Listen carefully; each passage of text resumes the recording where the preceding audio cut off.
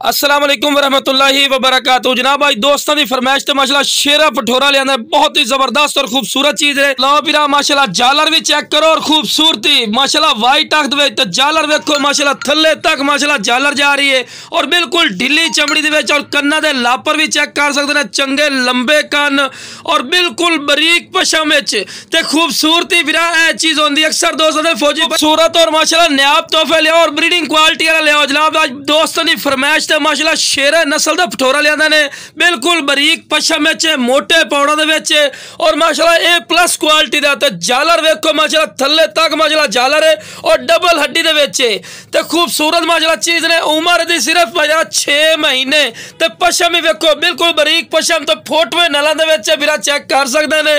खूबसूरत माशाल्लाह नायाब चीज़ है। तो लो जनाब दूर रख के वीडियो बना के विखा रहे हैं कि फिर पता माशाल्लाह क्वालिटी वाली चीज़ है। तो माशाल्लाह वेल ही चेक कर सकते हैं। चंगी लंबी वेल दो वेखो बिल्कुल तीरली कर सीधी और चंगे लापर के माशाल्लाह लंबे कान खूबसूरत माशाल्लाह चीज़ है। पैर भी आप बने क्योंकि दोनों वीडियो बना के विखावनी जैसे गलू पैर बने तो खूबसूरती और क्वालिटी थोड़ी अक्खों के सामने माशाल्लाह जो शौक रखना चाहता है बिरा यह शौक होता है। और जनाब वो नस्ल है भी जी पाल सो और अच्छी खुराक दे सो इंशाल्लाह 150-150 kg 200 kg वजन करने वाला माशाल्लाह पठोरा बनता है।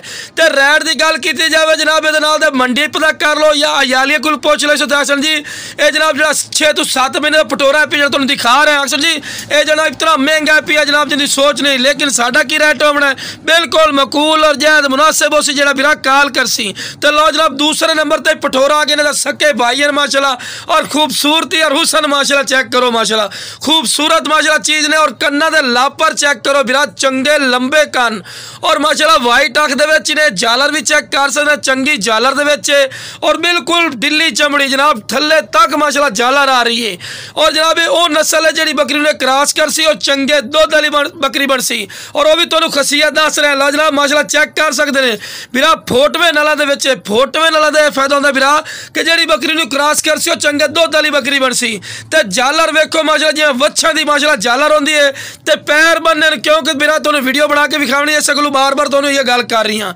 तो लो जनाब इस तो बाद चारा भी तुहानू खवा के विखावांगे कि तुहानू पता लगे कि सेहतमंद और माशाल्लाह एक्टिव है। तो दोम वेखो बिल्कुल तीरली कर सीधी चंगी लंबी वेल और चिपटे सिंगां दे कन्ना दे लापर भी चेक कर सकते हैं चंगे लंबे कन और माशाल्लाह खूबसूरत और हर पॉइंट वालू ए प्लस है। जितनी बंदा तरीफा करे फायदा कोई नहीं चीज़ थोड़ी अक्खां दे सामने।